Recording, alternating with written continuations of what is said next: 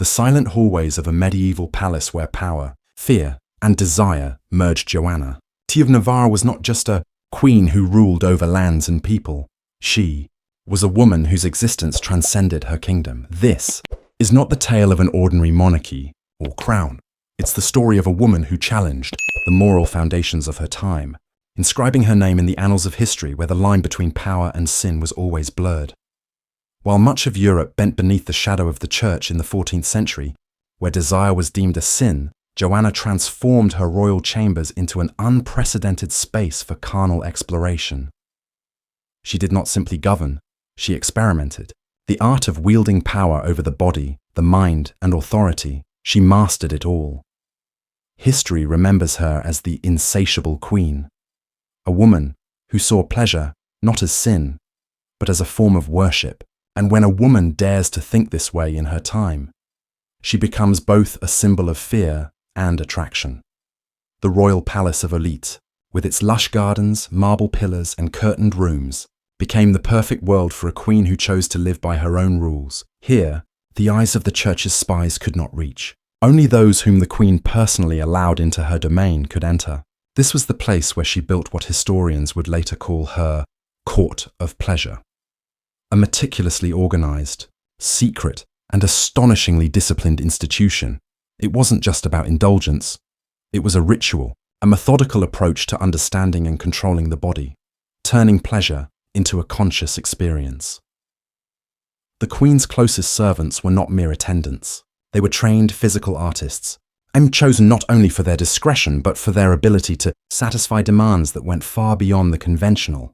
She kept detailed records of each encounter, what worked and what didn't. This obsessive control over her sexuality was both a form of power and a declaration of independence. Her routine would begin in the morning, immediately calling one of her favorites upon waking. It wasn't always the same man. She liked variety, the discovery of new bodies and new techniques. The royal chambers were specially adapted to her needs. Heavy curtains blocked unwanted light. Eastern incense constantly perfumed the air, and low furniture, silk cushions, and Persian rugs created an atmosphere more fitting for an Eastern harem than the bedroom of a Christian queen. Joanna studied Arab treatises on pleasure, texts that arrived through merchants traveling Mediterranean trade routes. These manuscripts taught postures, breathing techniques, ways to prolong acts, and multiply pleasure. She saw no sin in this. On the contrary, she believed pleasure was a divine gift that must be explored fully. The men who served the queen were not chosen merely for their physical appearance, though that mattered too. They needed to have stamina, patience, and above all, complete obedience. Joanna controlled everything, determining the rhythm, the positions, and the duration. She decided when to start and when to finish. The number 48 came from the detailed accounts of a maid named Inez, who served the queen for over 10 years. On her deathbed, Inez confessed to a priest everything she had witnessed. According to Inez, there were days when Joanna achieved 48 orgasms in a single day. These long sessions would begin at sunrise and continue until the following morning, with short intervals for light meals and scented baths. During these breaks, Joanna would read, discuss philosophy, or simply rest, but she never lost focus. Her body was treated as an instrument that needed constant tuning. Special oils were applied, preparatory massages performed, and her diet was meticulously planned to increase energy and sensitivity. The church, of course, disapproved, but Joanna was untouchable. She was the queen, and as long as she fulfilled her political obligations and ensured the stability of the kingdom, no one dared confront her directly. The men who passed through Joanna's chambers were rewarded with generous gifts, lands, titles, and favors that ensured loyalty and silence. But the silence didn't always last. Some, driven by vanity or resentment, began to talk, and thus rumors spread throughout European courts. Joanna, the insatiable queen. Joanna, the woman who defied God. Joanna, the monarch who lived like a crowned prostitute. The words were harsh and cruel, but they seemed to have little effect on her. When a bishop confronted her about her behavior, she responded coldly, "God gave me this body and this desire. It would be a sin not to use them fully." This response shocked everyone, but also revealed something deep about her character. Joanna didn't see her sexuality as separate from her identity as a queen. On the contrary, she believed that pleasure made her stronger, more lucid, more powerful. It was a revolutionary view for a time when women were taught to fear their own bodies. Perhaps that's why her story was so violently silenced by the official chroniclers. Joanna's practices weren't limited to the conventional. She explored every boundary of the human body. Artifacts, carved ivory and wood objects, imported from distant lands, were said to be used in her court. She felt no shame in experimenting, trying, and always seeking new ways to intensify sensations. Her rooms housed a collection that today would be considered an erotic museum, but at the time was seen as the arsenal of a queen. Crucifixes weren't part of her rituals, but the absence of any religious symbol in her intimate moments was notable. Joanna separated the sacred from the carnal completely. When she prayed, she did so with devotion. When she surrendered to pleasure, she did so with the same intensity. For her, there was no contradiction in that. The sin, she argued, lay in the hypocrisy of those who condemned publicly what they practiced secretly. And she was right. Many of those who criticized her had lovers, frequented brothels, and mistreated their servants. The difference was that Joanna didn't hide. She lived her truth, and that was unbearable for a society built on lies. What most disturbed chroniclers wasn't just what Joanna did, but how she rationalized everything. She wasn't a woman lost in vain carnal fantasies. She was a strategist of pleasure. Joanna's sexual routine was as meticulous as her rule. She kept a select group of men between 12 and 15 who took turns according to the moment's need and desire. These men weren't lovers in a romantic sense. They were specialized employees of a very particular court. Each one had his own unique characteristics, his own specialties. One was known for his physical endurance, able to maintain the pace for hours without tiring. Another was famous for his gentleness, for the slow, calculated caresses that set the stage for what was to follow. A third excelled in creativity, always suggesting new postures, new ways to explore pleasure. Joanna knew them all intimately. She knew exactly when to call each one. This management of pleasure, almost professional, reveals much about her personality. She was not a woman who was carried away by impulse. Everything was planned, calculated, executed with precision. And that made it even more transgressive because there was no excuse. It wasn't uncontrolled passion. It wasn't a passing madness. It was a conscious choice. The days when Joanna sought to reach record numbers followed a specific protocol. The preparation began the night before with a long bath in water, scented with rose and lavender oils. Her diet was light but strategic, prioritizing foods that, according to the knowledge of the time, increased vital energy. Joanna was a queen who lived according to her own rules, unapologetically exploring the boundaries of power, desire, and pleasure. But the silence did not always remain. Gradually, whispers from the courtiers began to spread, and these rumors, emanating from the stone halls of Navarre, echoed throughout Europe. Joanna, the queen who cannot be contained, the woman who challenges God, the crowned prostitute. These were the words spoken against her, harsh, venomous, yet strikingly impactful. And Joanna, it seemed as if none of it bothered her. A historical account records an incident. When a bishop summoned the courage to stand before her and say, "Your Majesty, your conduct is an affront to religion," Joanna, after a brief pause, looked him in the eyes and coldly replied, "God gave me this body and this desire. To not use them fully would be blasphemy." This sentence reverberated throughout the court. It was not just a reply, it was a declaration. Joanna made it clear that, for her, sexuality, power, and divine creation were not separate, but different facets of the same experience. She saw her physical desires as an extension of her power.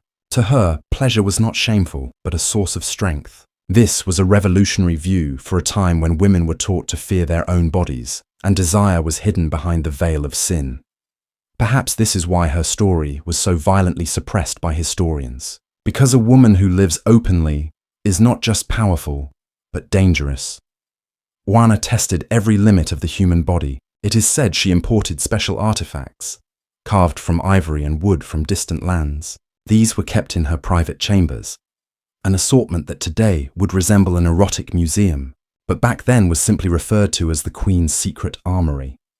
She did not shy away from trying new sensations, new techniques, and new ways to intensify feelings. For her, experimentation was not shameful. It was a sacred form of self-awareness. Interestingly, Joanna was not averse to religion. Rather, she kept the spiritual and physical worlds completely separate. When she prayed, her devotion would move her entire being. And when she submerged herself in pleasure, she did so with the same intensity, as if in a spiritual trance. She believed, the sin lies with those who publicly condemn what they secretly practice. And perhaps she was right, because those who criticized her had their own secrets hidden behind the walls of their palaces. Affairs, cruelty, and hypocrisy. The difference was that Juana never hid. She lived her truth, and that was intolerable to a society built on lies. What disturbed the chroniclers most was not just what Juana did, but how she justified it all. She was not a woman lost in carnal fantasies. She was a strategist of pleasure. Her royal court had a specific structure, a select group of 12 to 15 men who appeared at designated times in a precise rotation in her court of pleasure.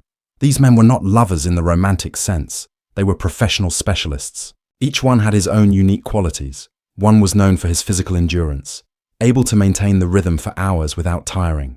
Another was famous for his gentleness, his slow, calculated touches that set the stage for what was to follow. A third was recognized for his creativity, always suggesting new positions, new ways to explore pleasure. Juana knew them all intimately. She knew exactly when to summon each one, and which of them fit her mood. This was not uncontrolled desire, but a fully managed strategy. When preparing for a new session, the process followed a military-like discipline. The preparation would begin the night before, a long bath scented with rose and lavender, a light yet energizing meal, and complete rest to prepare the body for the next day. At dawn, before the sun had fully risen, she would call for her favorite companion. The start was always slow, almost meditative, as if awakening the body gradually. Juana would say, "The body must be awakened first, just as the soul is awakened before worship." This order, this conscious sequence, this is what made her more than just an ordinary woman. She did not flow into pleasure, she controlled it. And this was the thing that made her the greatest threat to men of the Middle Ages. This is not merely the story of a woman.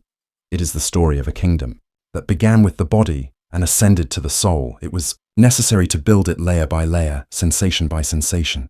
The first climax of the day was almost ritualistic, a milestone that set the tone for what was to come.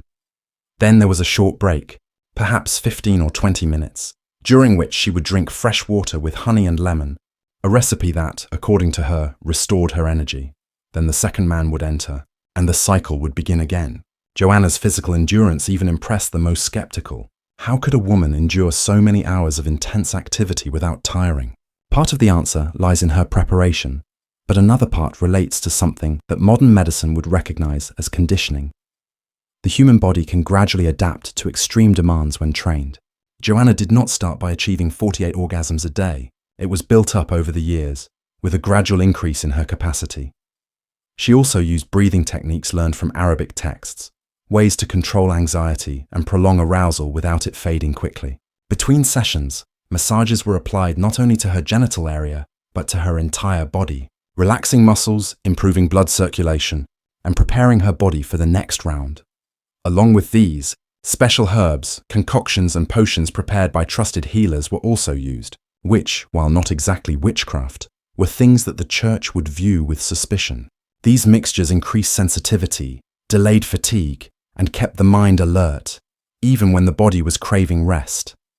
The men who participated in this routine had their own survival strategies. It wasn't easy to meet the Queen's high expectations. They had to stay physically prepared, avoid excess before being called, and follow specific diets. There was also a quiet competition among them. Being the Queen's favourite, the one who was called most often, not only brought material rewards, but also status within that microcosm of power. Some of the men developed emotional bonds with Joanna, but she was careful not to let emotions complicate the dynamic. Love was not what she sought. She was very clear about that. What drove her was the pursuit of a pure experience, a way of transcending through the body. This might seem paradoxical, but for Joanna, sex was almost a spiritual practice, not in the traditional religious sense, but as an attempt to fully understand herself. Divine climax wasn't just the accumulation of pleasures. It was steps on a ladder leading to a place she couldn't name but knew existed. The surviving records, though fragmented and often censored, provide glimpses of specific practices. Joanna liked to vary not only her partners, but also the settings. Sometimes her encounters took place in her regular rooms, other times she prepared one of the rooms in the more isolated towers of the palace, where sound didn't carry. On occasion, she preferred the secret gardens at night under the starry sky with torches lighting the space. Changing the setting was important to her. She wanted to avoid monotony and keep the experience always new. Joanna also explored role reversal. Although she was the queen and controlled everything, sometimes she requested to be dominated, to temporarily lose control, but even that was controlled. She defined the limits, set the rules, and could stop everything with a word. This psychological complexity is truly fascinating. Joanna was not just a sexually voracious woman. She was an explorer of power dynamics, control, submission, and domination. Scandals began to leak beyond the borders of Navarre. Ambassadors from other courts returned to their kingdoms with incredible stories. Some believed them, others thought they were exaggerations, but all agreed on one point. Joanna II was different from any other queen they had ever known. Their reactions varied. Some monarchs publicly expressed outrage, but secretly envied the freedom she enjoyed. Other queens saw her as a traitor to her gender, someone who confirmed all the fears that men had about giving power to women. The philosophers of the time, the few who dared to comment, wavered between moral condemnation and philosophical fascination. Joanna had some tragic aspects, but also something grand. She paid a high price for her freedom, the price of her reputation, the potential eternal damnation according to the Church, the ruthless judgment of history. But it seemed she was willing to pay it, and perhaps that is the most disturbing part of her story. What drove her to all of this? But perhaps the truth was both simpler and more complex. Perhaps Joanna was simply a woman who discovered she could do whatever she wanted and decided to do it. In an era when women were considered property, their bodies political battlegrounds, and female pleasure either condemned or completely ignored, Joanna revealed herself in the most radical way possible. She transformed her body into her most private and absolute kingdom, but the Church couldn't remain silent forever. The rumors had spread too far, too detailed. In 1334, the Pope sent a special delegation to Navarra to investigate the accusations. Cardinal Giovanni de Montefiore arrived at the Palace of Olite with all the grandeur and authority his position allowed. Joanna greeted him politely, but she showed no signs of intimidation. Their meeting, as history records, was tense and filled with hidden meanings. The cardinal diplomatically began speaking about how a queen should set a moral example for her people. Joanna listened in silence, then with a slight smile spoke. "Your Eminence, have you ever experienced true ecstasy?" This question caught the cardinal off guard. He was silent for a few moments. Joanna continued, "I'm not talking about the mystical ecstasy described by the saints. I'm talking about the ecstasy of the body, the flesh that God gave us. If God didn't want us to experience pleasure, why did he create us with this capacity?" This argument was dangerous, almost heretical, but it had a logic that was hard to refute. The cardinal tried to counter with Bible passages, church traditions, and examples of chaste saints. Joanna listened carefully, but she did not back down.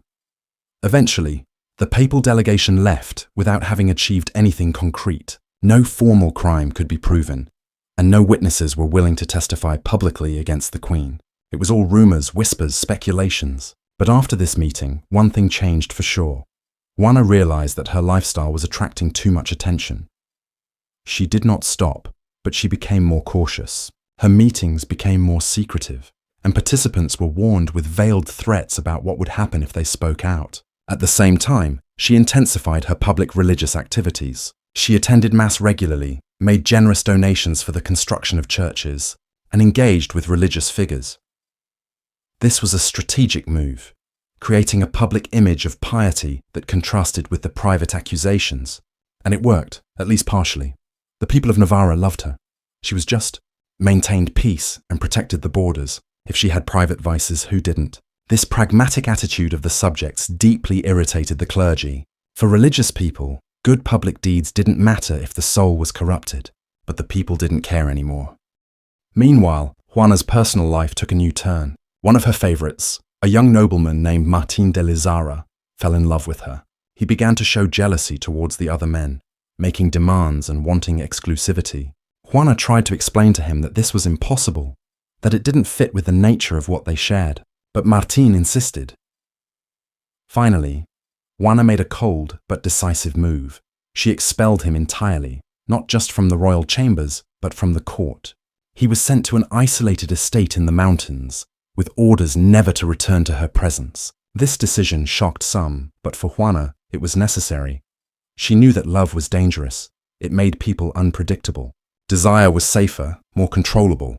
It's said that Martin never recovered. He spent the rest of his life in those mountains, bitter and obsessed with a woman who would never be his. On the other hand, Juana never spoke his name again. Over time, she began to realize that her body no longer responded as it once had.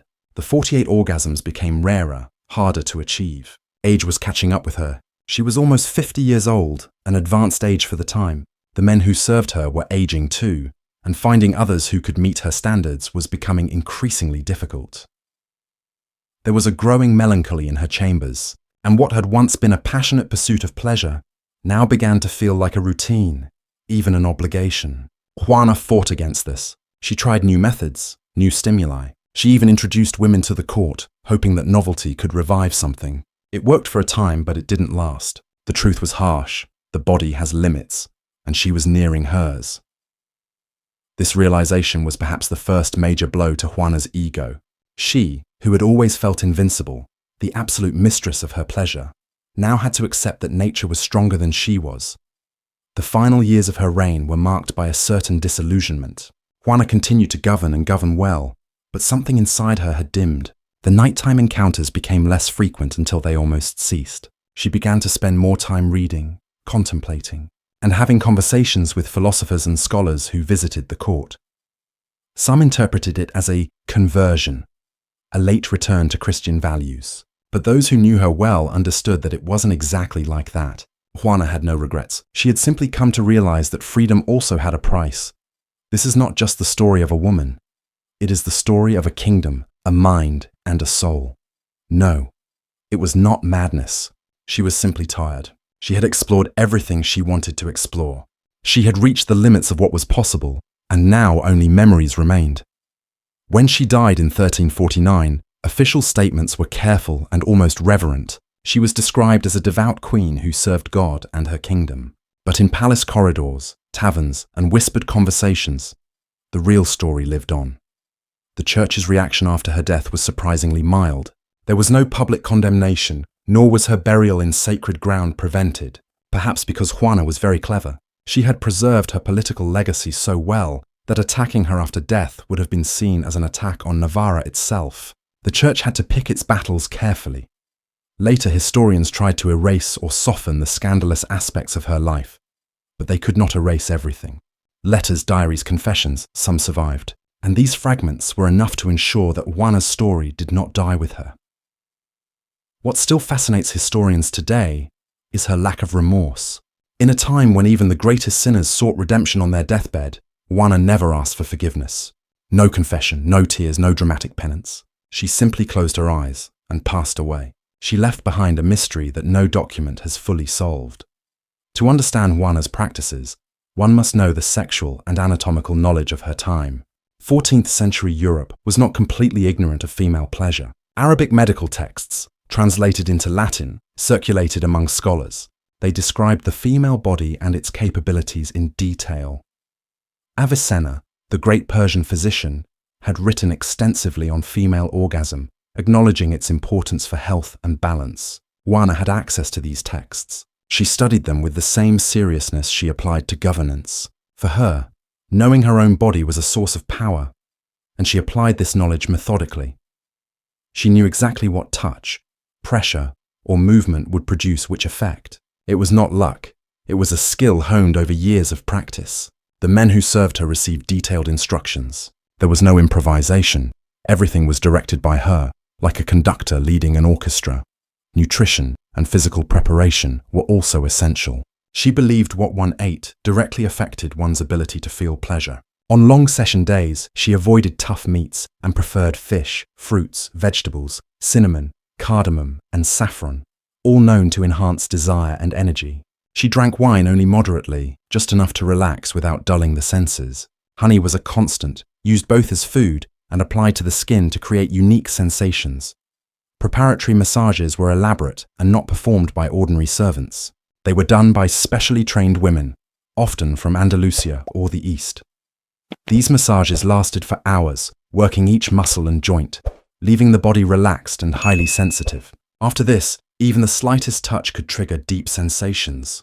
Joanna believed that pleasure began not with the act, but with preparation.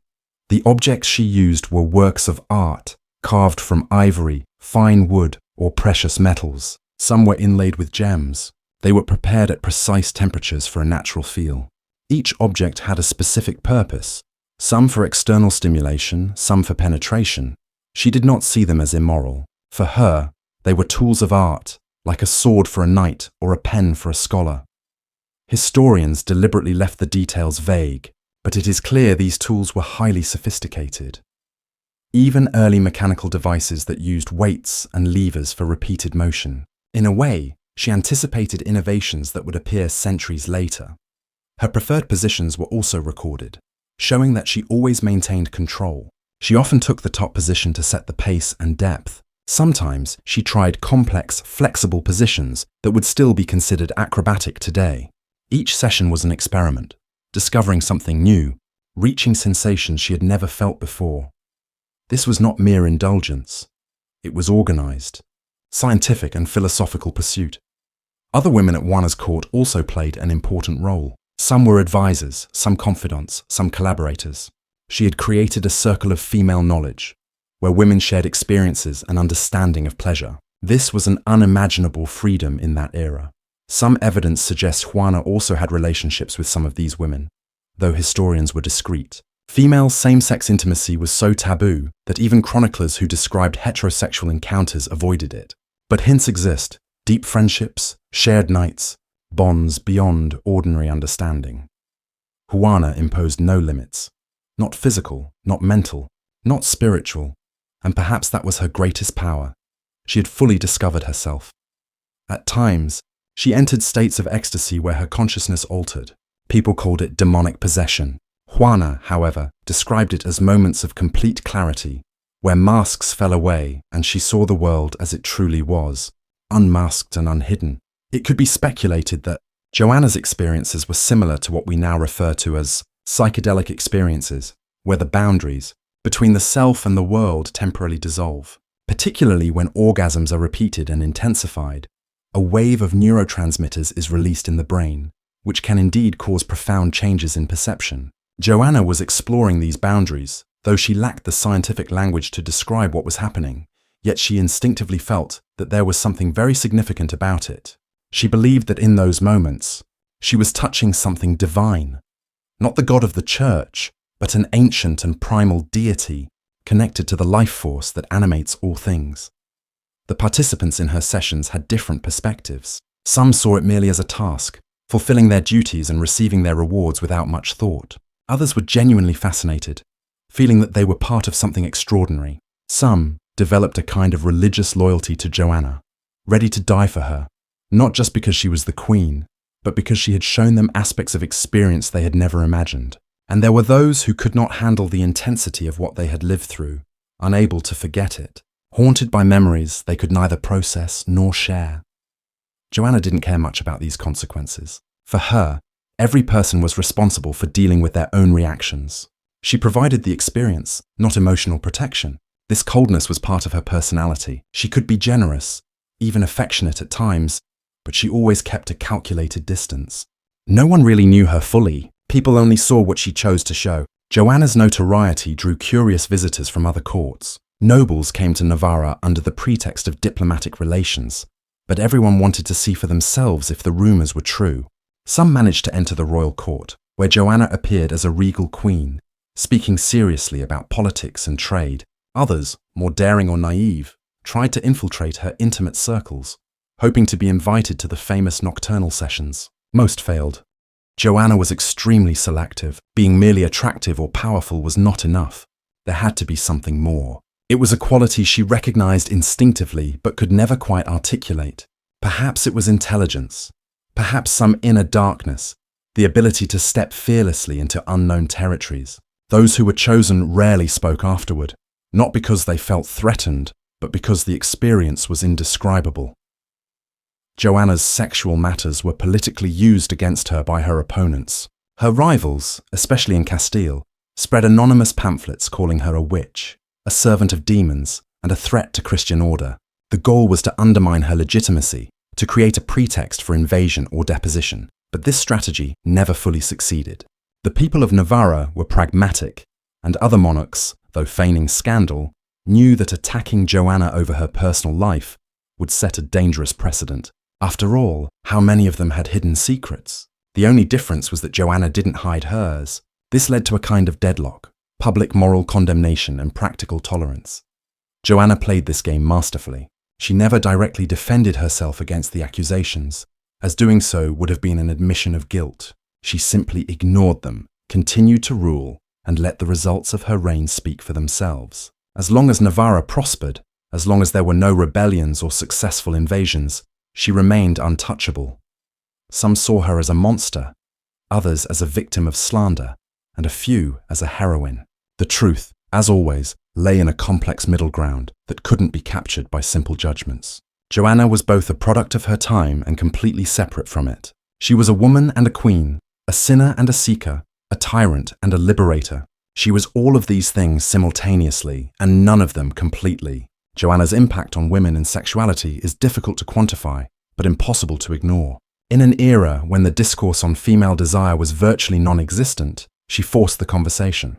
Of course, the conversation was mostly condemning, but it happened.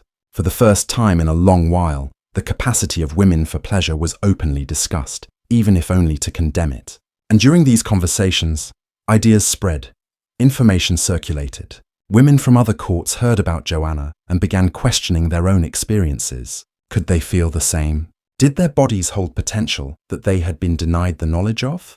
The church tried, of course, to suppress these conversations.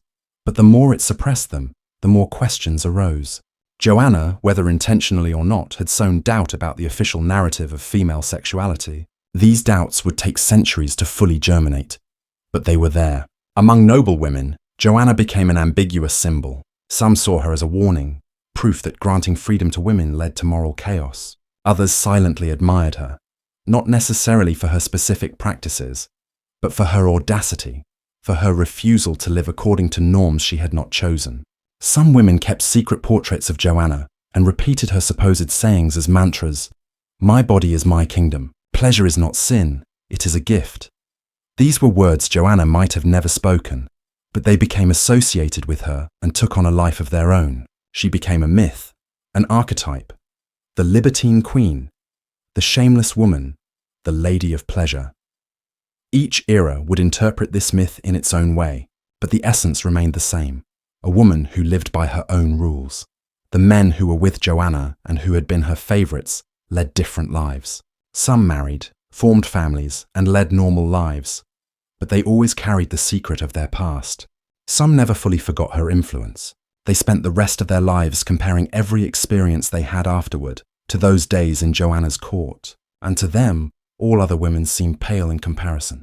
At least 2 men eventually turned to religious life, either seeking forgiveness for their sins or simply as an escape. One of them described his experience with Joanna in almost mystical terms, comparing it to encounters with fallen angels, beings of unimaginable beauty who showed forbidden paradises. This manuscript was eventually burned by the Inquisition, but copies circulated clandestinely for decades. The doctors of the time had no explanation for Joanna's abilities. They speculated that it was the result of excess fervor, a bodily fluid imbalance, or demonic intervention. None of these explanations were fully satisfactory. The truth they could not know was that Joanna had empirically discovered what modern science would later confirm: that the female body is capable of experiencing multiple and consecutive orgasms, and that with proper stimulation and the absence of a refractory period, the number can be very high. It wasn't a medical anomaly. She was simply someone who fully explored a capability that all women possess to varying degrees. What made her exceptional wasn't her biology, but her determination, knowledge, and the resources that allowed her to explore it. Another important point was that Joanna had access to conditions that most women could never have. She had time, privacy, select and trained partners, relatively good health, and proper nutrition. Her sexual achievements cannot be separated from her class privilege. A peasant woman with the same desires would not have been able to fulfill them. The most troubling aspect of Joanna's story, and one rarely addressed, is the issue of consent from the men involved. Although they were favourites and received gifts, did they truly have a choice? If the Queen ordered their presence, could they refuse? Technically, no. In this sense, Joanna operated within fundamentally coercive power structures. She didn't physically harm anyone, but she used her authority to access bodies that, under other circumstances, would have been beyond her reach. This doesn't erase the fascinating transgressions, but it complicates them. Sexual freedom within rigid hierarchies always carries these ambiguities. Joanna was oppressed both by being a woman in a patriarchal society and by being a queen in a feudal one. Both were true at the same time. Acknowledging this doesn't weaken her story. It humanizes it, makes it more real. When we think of Joanna today in the 21st century, what do we see? Some feminists reclaim her as a pioneer, a woman who fought for bodily autonomy centuries before the term even existed. Others reject this appropriation, arguing that one cannot idealize someone who exercised coercive power. Conservatives still see her as an example of moral decay. Scholars debate the veracity of the numbers, whether 48 is literal or symbolic, an exaggeration or an understatement. But all agree on one point: Joanna is unsettling. She doesn't fit into simple categories. She's neither a pure villain nor a pure hero.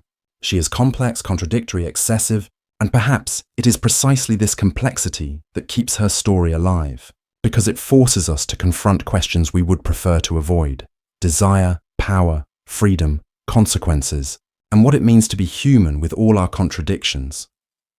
Joanna's story is like a mirror, where each era sees what it wants to see. Some view her as a victim of debauchery, others as an admirable symbol of freedom. But one undeniable truth remains. She lived intensely, dangerously, and completely. In a life that could have easily been reduced to political marriages and dynastic obligations, she carved out her own space, an inner kingdom where she was entirely sovereign. She paid a heavy price, her reputation tarnished, her soul potentially condemned by the standards of her time, and her legacy distorted. But she achieved what she desired.